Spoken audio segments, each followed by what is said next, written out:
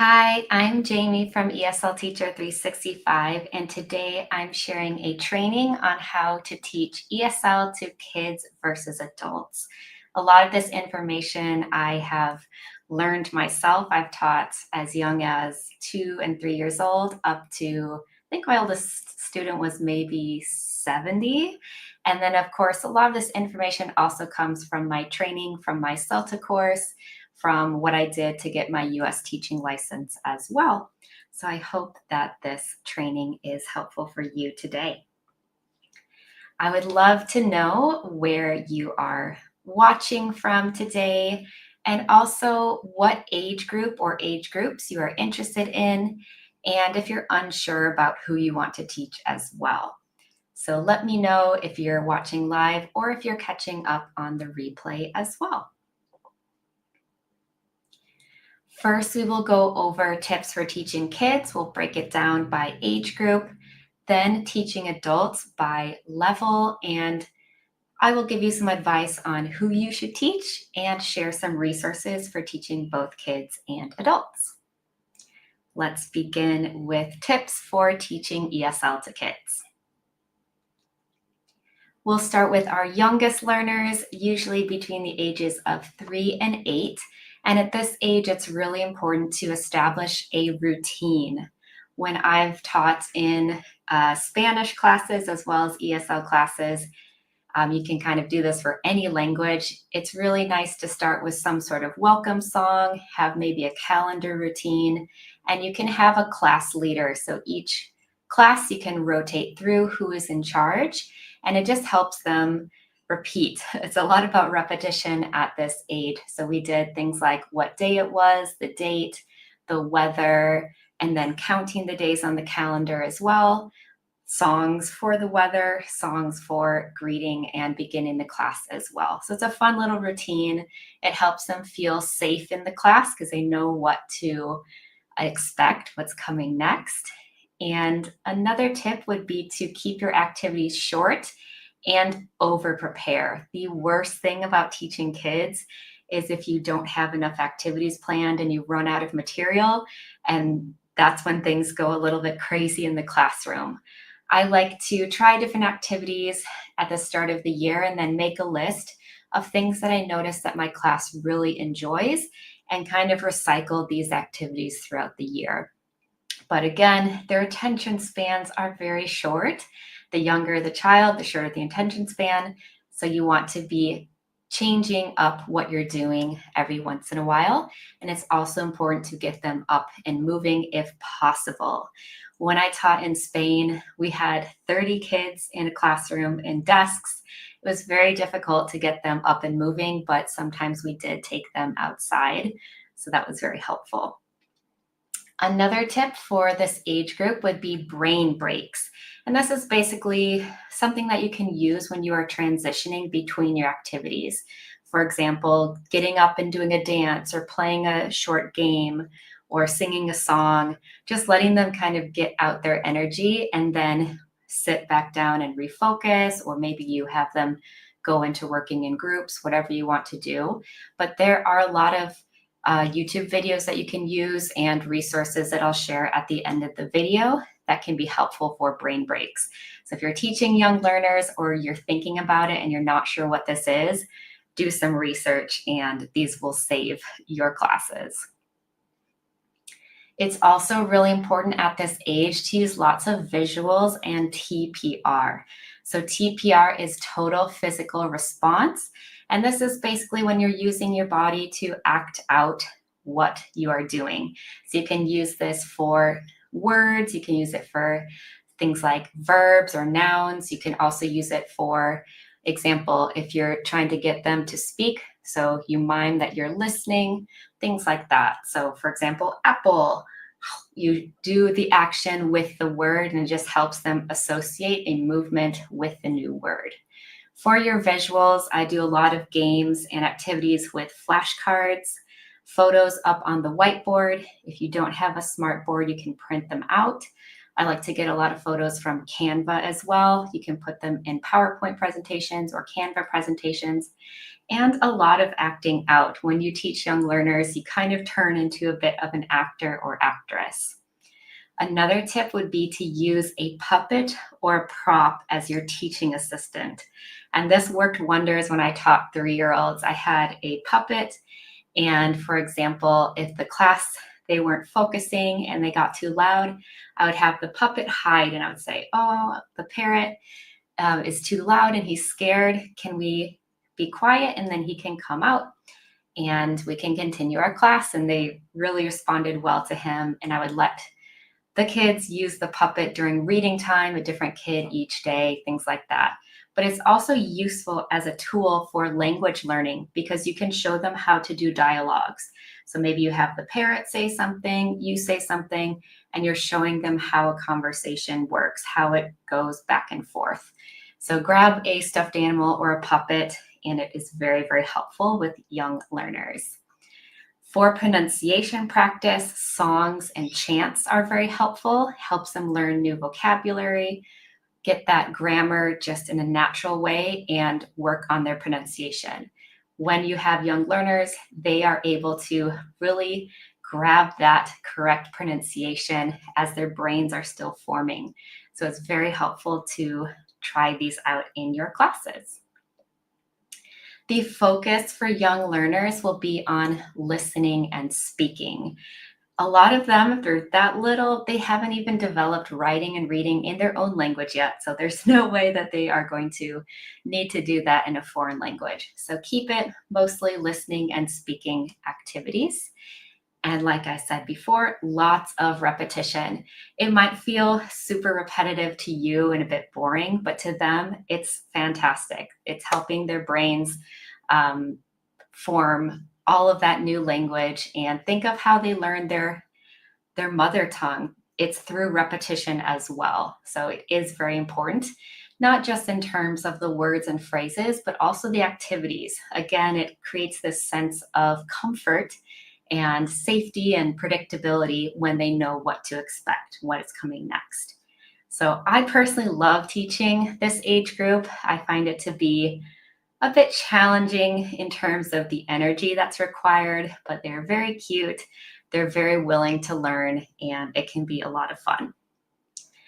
Then we'll move on to ages 9 through 12.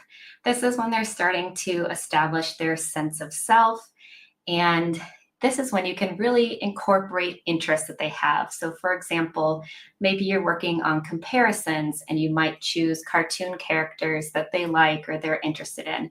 So always listen to your kids and see kind of what characters are popular there at the moment, and try and bring those into your classes if you can.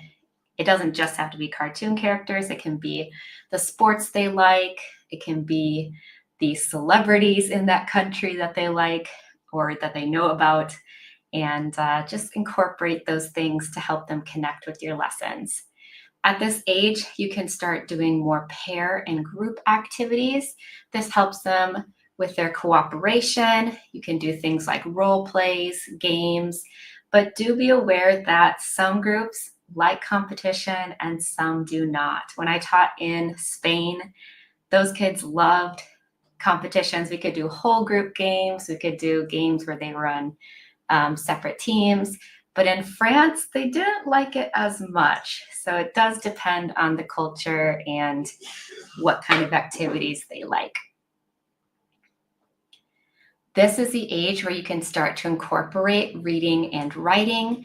This could be simple, such as matching games to start. So maybe they're matching parts of a word, or you could do simple sentences that they are matching. Then you can progress to ordering sentences and then having them practice writing on whiteboards or chalkboards or in their notebooks, but just starting out nice and simple. And then bringing in realia. So realia is basically any sort of real objects that you can use. So this could be things like newspapers, advertisements, menus, clothing, and you want to create these realistic situations. So to give you an example, I used to do a fashion show We would do a unit on clothing. They would learn how to say all the different types of clothing. Then they would design a look. I would bring in my actual clothes and they would get to design everything. And then they would have a model and they would have people explaining how they had dressed their model. So make it as realistic as possible.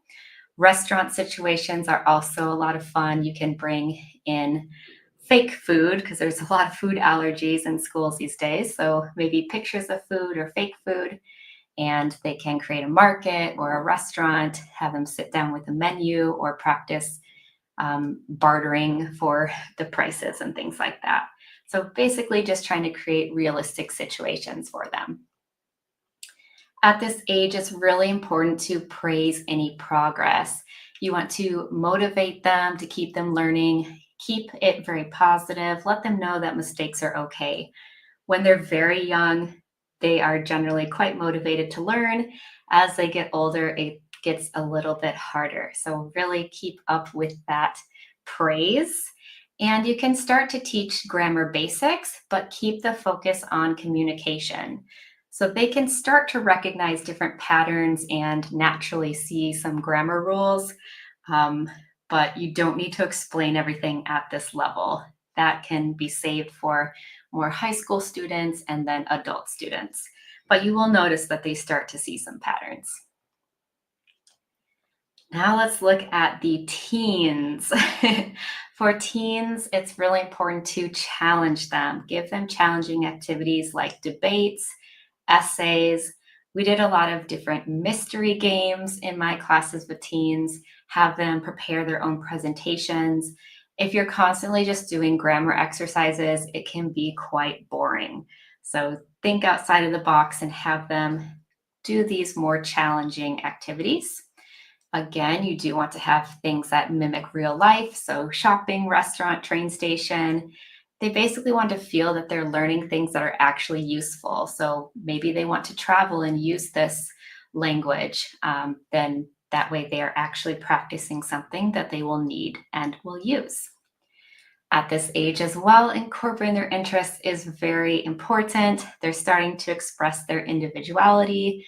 It's also good to connect with them outside of class if you can. So, if you can have short conversations with them outside of class, or maybe you're a coach at your school as well and you are working with them, it just helps them feel safe and secure in a different way than when they're young.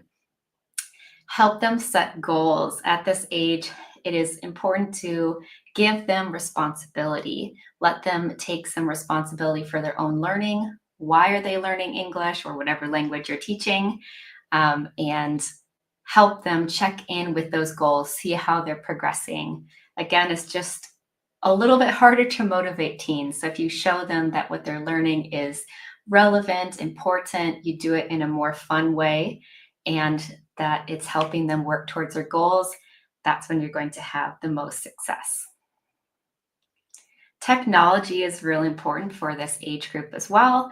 I've done activities like movie making. These days with smartphones, it's really easy where they can create their own short videos, have them write out a script, decide who's acting out which part. Can be a lot of fun for them. There's a lot of apps that they can use to practice or to review. I've also done class chat groups. So this would be in a closed environment, but they have to, for example, only speak in English in this chat group, and used something called Padlet, which is where the teacher can upload different links and resources, and the students can access it, comment on it, and can be a nice little kind of learning classroom experience outside of the classroom. You can do this for homework too, instead of just worksheets. I know that teens, they probably want to be using an app for their homework instead of filling out a worksheet. And another idea is to do a language exchange, to have pen pals with students in your home country. So connect with a classroom back home and they can write these days, by email. Some tips to keep in mind: you want to consider the age, but also the level of your students. Imagine you have some 10-year-olds. You might have them and they're complete beginners, but you might have some that are already at an intermediate language level.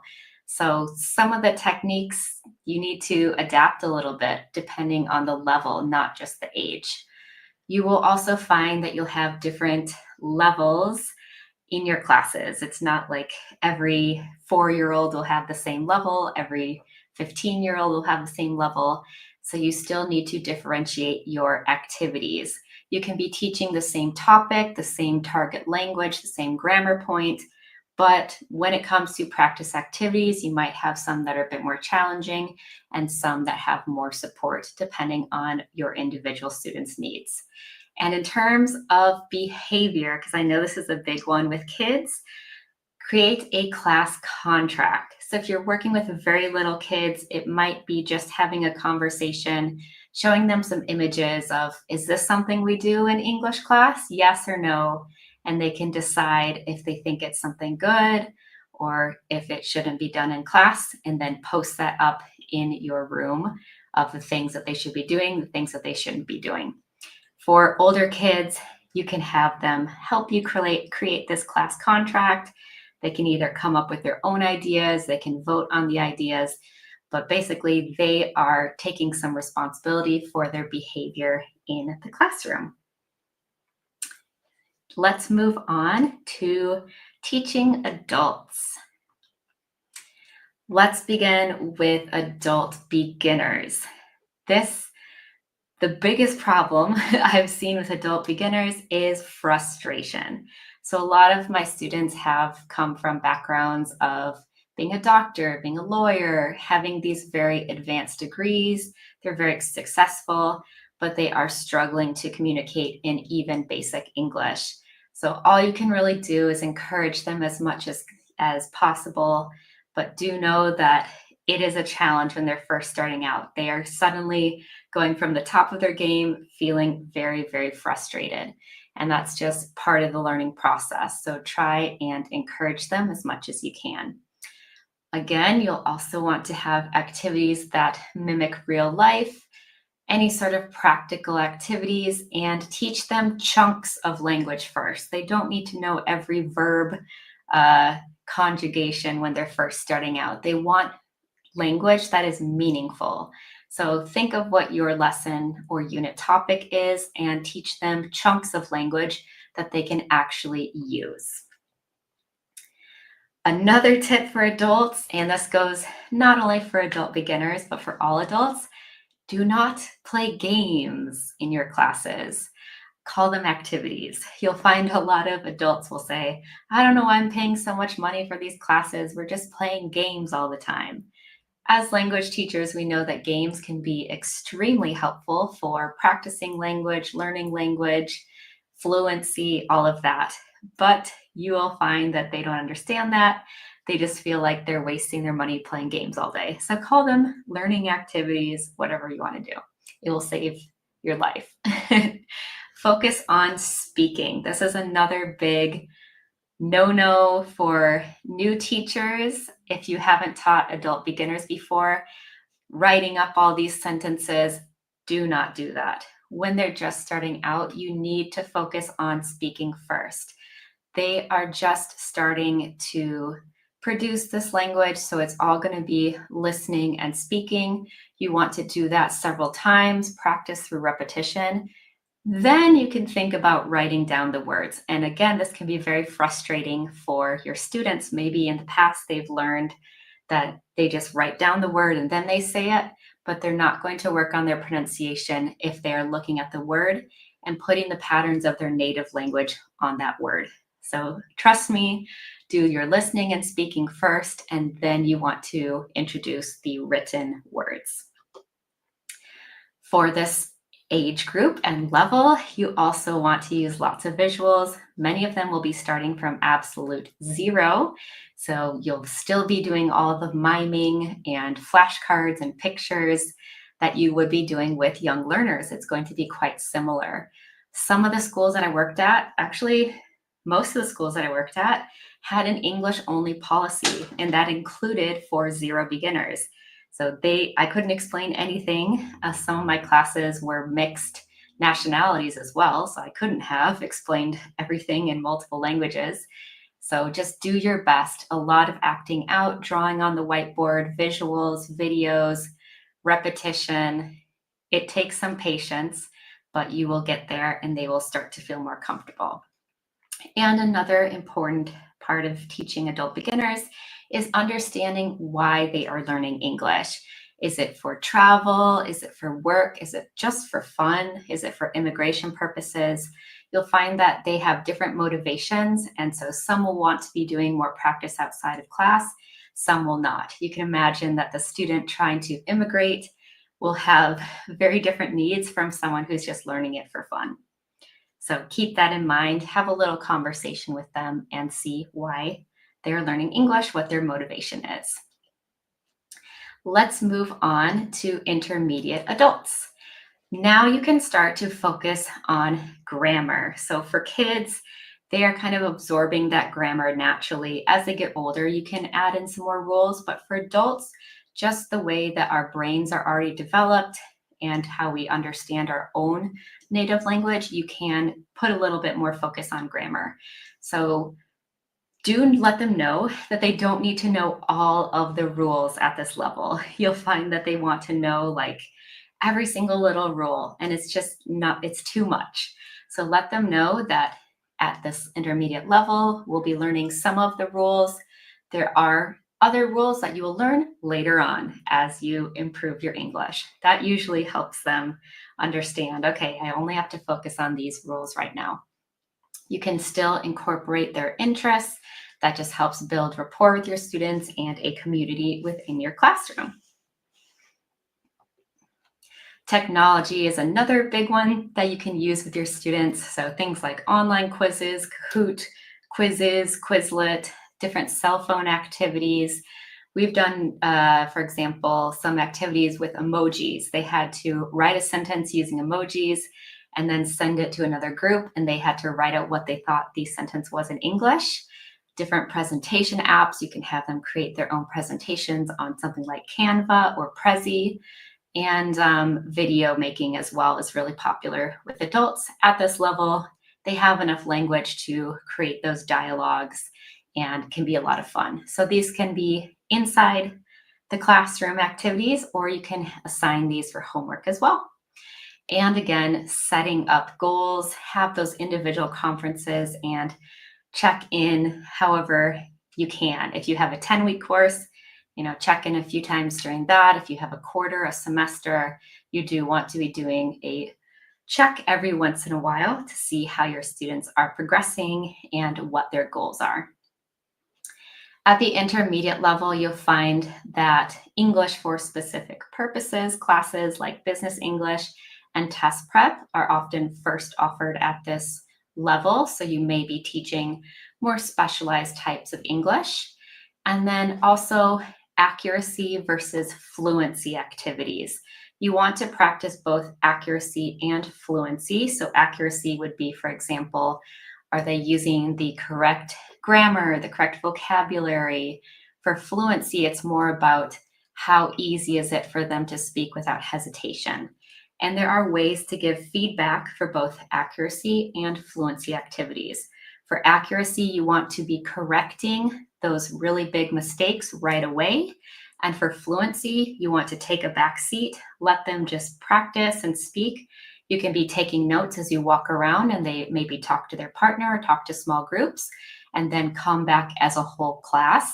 And then you can go through the feedback that way.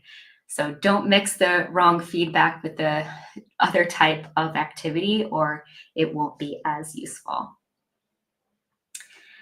Advanced adults. I think I really like teaching really young kids, and then intermediate and advanced adults. Those are personally my favorite. For advanced adults, challenge them. Just like for our high schoolers, you can do things like debates. Phrasal verbs are really popular for advanced adults. Have them practice writing essays, reports, prepare presentations. At this point, you're really pushing them to improve their fluency, vocabulary, and start using those advanced grammar structures.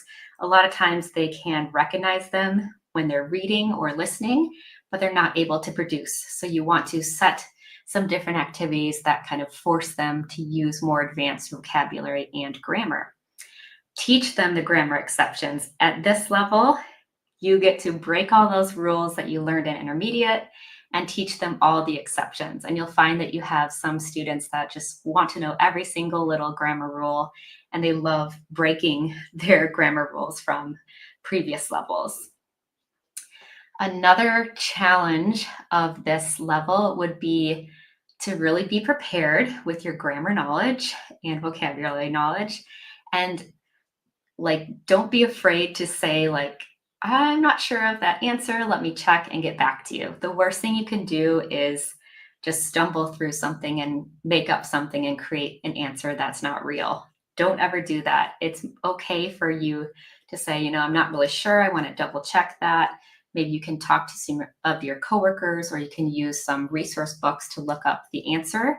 But you'll find that advanced adults often have these very challenging questions related to grammar and vocabulary. So just be prepared on how you're going to react to these types of questions. And don't forget about pronunciation at this level. You are fine-tuning their pronunciation. Hopefully they have had good classes until this level, but sometimes you'll find that they haven't, that maybe they've done a lot of reading and writing, but they haven't done much speaking, just depending on where they're from. And it's important to kind of go back through and do some pronunciation lessons. And this isn't just about individual words or sounds, it's also having to do with the sentences themselves, the intonation, the sentence stress. This is important so that they are understood. And if they're at this advanced level, maybe they know all of this grammar and these vocabulary words, but if they can't communicate with them properly, it will be very challenging. So keep up with the prawn lessons at this stage as well. You can still be using realia, so any of those real objects that you would use as a native speaker, bring those into your classroom and help them achieve big goals. A lot of them will be looking to immigrate, pass official exams, get into university. They typically have really big goals if they are at an advanced level. So some final tips to keep in mind for advanced adults, beginner adults, and intermediate adults. Similar to the kids, you still need to differentiate your lessons. I have found that I have taught a class that was supposed to be advanced adults. Not everyone was advanced. There were some students that were definitely still intermediate, but marketing had said, sure, you can go in that advanced class.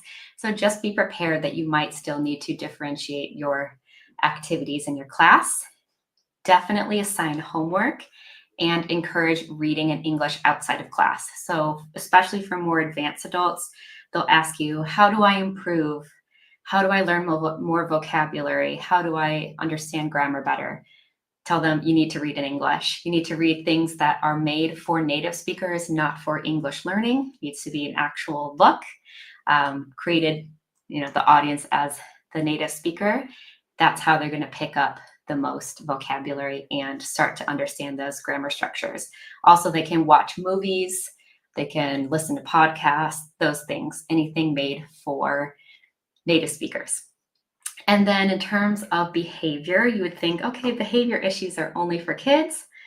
No. I've unfortunately had a lot of behavior issues with adults as well. So we create class contracts with our adult students too. So have them be part of that conversation, come up with some rules that they think, things that should be done in the classroom, things that shouldn't. And also nowadays, think of your cell phone policy, what that is going to be. So those are just some things to keep in mind with your adult students. Okay, who should you teach? Now that we've gone over different age groups, different levels, let's sum it up a little bit if you're deciding who you want to teach. For kids, it's going to be more high energy. You're typically teaching more listening and speaking skills. For young learners, lots of pre-writing skills as well. Usually there are larger class sizes. There are more jobs for teaching kids, especially online. There are so many more companies for teaching kids and teaching adults. they're usually going to have a low to intermediate level of English. You're going to have to do more prep of activities, and you might have to communicate with parents. And sometimes your students are angels and the parents are a headache to deal with. So just think about that. For teaching adults, there's going to be more focus on grammar. So if you like grammar, you like teaching grammar, probably want to stick with adults. There's also more ways to teach English for specific purposes. So test prep is really big for adults, medical English, business English, those kinds of things. You'll be answering detailed questions, especially for those advanced learners. You're teaching all of the skills, reading, writing, listening, speaking, unless you're teaching very low beginners. There are more limited options both abroad and online. Just there aren't as many positions for teaching adults. There are still positions, just know that it's a bit more limited. All levels of English, you could experience zero beginners up until very proficient adult speakers. And there's going to be more grading and more feedback. So with more writing and things like that comes a bit more work instead of in terms of lesson planning, like for kids, it's more on the grading and the feedback. So let's go through some of the resources to help you. For kids, I like to use for brain breaks that we talked about before. There's super simple songs on YouTube. Those are songs that either you can learn yourself and then share with the kids, or you can have them watch the video, do little dances, just get them up and moving as you transition to a new activity. Jolly Phonics and anything similar to that is really good for learning those basic word sounds and letter sounds. Qualigo and Abridge Academy. Qualigo is a browser that you can use to teach online. That's super kid friendly. They have an interactive whiteboard, but they also have this area that's kind of like a video game, and you can create your own little world and do different activities in that game. It's kind of similar to like Minecraft. You can think of it like that. And Abridge Academy is an interactive curriculum that you can use for teaching online as well. You could also use it to teach in person if you have a smart board. But look into those. Those are really good resources. Canva is fantastic for teaching kids. You can make flashcards, use images, presentations. They also have videos. I get flashcard sets from Amazon, Target, and Etsy. I use those all the time with really young learners, things like shapes, numbers, colors. For older kids, we have like animals, food, clothing, those kinds of things. And then there's tons of resources too on Teachers Pay Teachers. So these are resources created by teachers that you can use. Just make sure that if you aren't in a public school, that you have the commercial license to use it in your classes. For adults, I have a favorite curriculum for ESL teaching, and that is ESL Brains. They give you different presentations that you can edit, and then also worksheets and teacher's guides. So if you're looking for something for online teaching or some additional resources for teaching abroad, you can go to eslteacher365.com/ESLbrains to check it out.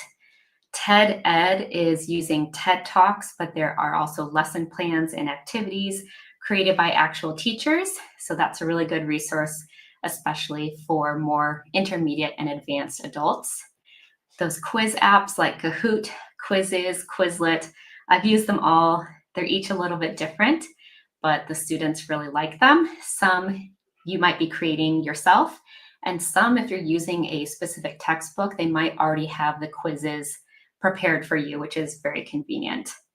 WordWall is another good one where you can upload different vocabulary sets, and then it creates like many different activities using those sets, or you could use questions or things about grammar, but it basically creates many different activities with just like one click, which is really nice.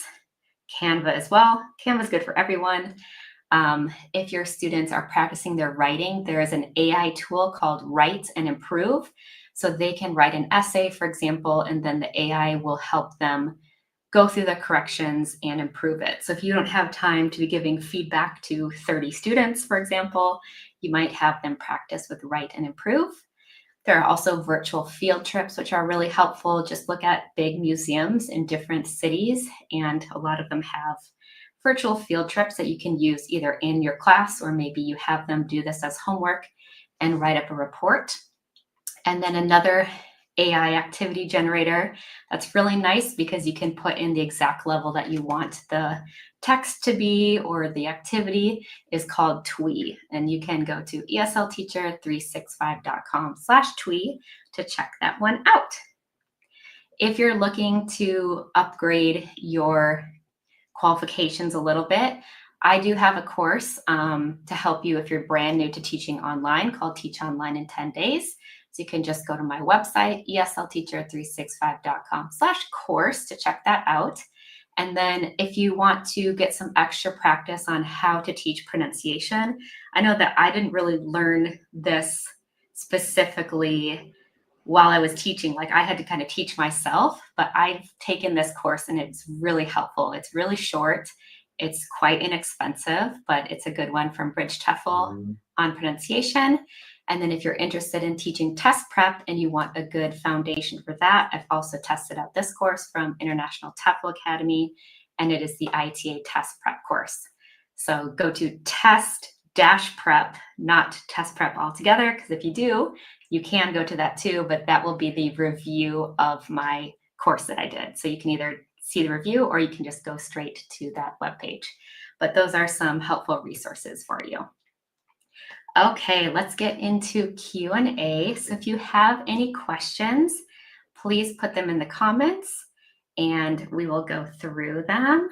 Let's see. Okay, let's see. So sources of free materials, especially worksheets, coloring sheets for young learners in English and Spanish. Good. I'm going to put that question up, Daniel. So I would recommend, I'm guessing this is for your freelance teaching. So if you're not teaching through a public school, you need to have a commercial license for the materials that you're using. So something you can use is called Twinkle. They create different ESL activities. I believe they probably have Spanish too. I've also used it for my ballet classes. So they have a lot of different teaching materials, worksheets, coloring sheets, those kinds of things that are more geared towards young learners, games. Yeah, I've done like printable fairy tale activities, things like that. So I would check out Twinkle first, and then also Canva. If you have Canva Pro, you get a commercial license that goes with that. So they have pre-made worksheets and activities that you can use in your classes too. So I would say Twinkle and Canva. All right. JCC is saying, I did tongue twisters with adult students. They actually enjoyed them. Yes, tongue twisters are amazing for pronunciation. Adults think they're too cool for school, but then they have a lot of fun with them. So I 100% agree. Oh, I like this too. I tell them that reading comprehension develops before listening and speaking comprehension. Yes, so in general, they will be able to read and get those kind of receptive skills before being able to produce in something like speaking.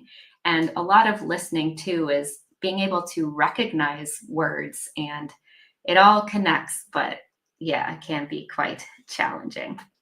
Let's see. Some other questions.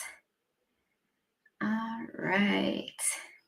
Oh, Puzzle Piece is saying, hi, I talked to you more than 6 months ago about teaching on Preply. You helped motivate me. I signed up and have taught more than 500 lessons since starting, currently at $30 a lesson. Thank you. That is amazing. That's so cool. I want to know about if you have a niche and what you're specializing in. Okay, let's see. Let's go through some more. Let's see, JCC is also saying, I also have some adult students that were problematic. Yes, there can be challenges when teaching adults. I'd say one of my tips is maintain your boundaries with your students. There are a lot of teachers who try and be friends with their adult students because maybe you're the same age. In some cases, I've been quite a bit younger than some of my adult students, and that never goes well. So keep those boundaries. You are the professional. If you don't, there can be a lot of issues with that. So I 100% agree. Let's see. All right. So balancing life with busy MM says, I just started with my course. What is your advice? So imagine that you just started a TEFL course. You don't know, should I teach kids? Should I teach adults? When you're starting out new, try everything if possible. You won't know what you like until you try it. I have taught all ages. I can teach middle schoolers. I do not enjoy it as much as high schoolers, adults, very young learners. So I only knew that because I taught that age group. So when you're first starting out, the world is your oyster. Try everything that you can. That's my advice, is just go for it, try it out. If you don't like it, you can always change level or change the age group. Okay. Let's see. Brian says, hi, Brian from North Carolina. Hi. I'm looking to get an ESL certificate in a year or so. When I retired from my professor's job, I want to teach English to adults. What's the overseas job market like? So for teaching English to adults, it is more limited. For example, in Vietnam, there's just like a lot more jobs for teaching kids than teaching adults. But in places like Europe, if you work at English language schools, those are going to have adult classes. And I do recommend getting some sort of specialty like test prep or business English, because that will make you more marketable when looking to teach adults. A lot of the adult classes, they want those kind of specialty courses. So I would say that the only thing to be careful with is for overseas, age limits. There's a lot of visas that have age limits set at 50, 55, 60. And that's typically because of the healthcare. You usually get put into the healthcare system, and so they set those visa limits. So that is a challenge. It's not impossible, but do your research and see which countries are a bit more common for teaching adults. Some countries like Mexico have no age restriction, so there are places that you can teach at any age. But in Asia in general, there's cutoffs that are a lot sooner than places like Europe or Latin America. Okay. Let's see some questions. So JCC is asking about bookings on LingoAce. Haven't had any bookings, currently getting certified for the ELA course on LingoAce. On LingoAce, I have taught way more of the ELA than the ESL, and that might be because the hours that I have available. So I'm in Australia. Most of those hours are going to be Asian times. So works out pretty well for me. I'm not sure where you're located, but yeah, look at your times. You have on there will be the chart of like the hot times or the times that book the most. But in general, I would say the ELA classes book a lot more than the ESL ones. So I hope that helps. Okay, Brian's asking, what about a PhD and former Peace Corps volunteer? Is that marketable? Yes, PhD, look at jobs at universities.